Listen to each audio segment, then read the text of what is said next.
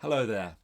My name is Roman Krznaric, and I'm a writer and philosopher and author of a book called The Good Ancestor. And I'm delighted that the book has just been published in Slovenian, and here it is, Dobri, prednik. And this is a book which is all about really one question, which is how can we be good ancestors? In other words, how can we be remembered well by the generations to come?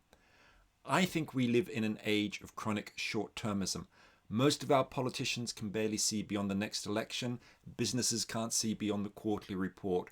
And it's clear that we need more long-term thinking to deal with the climate crisis that's coming our way, to deal with threats from new technologies, to deal with political instabilities and the rise of the far right, to plan for the next pandemic on the horizon.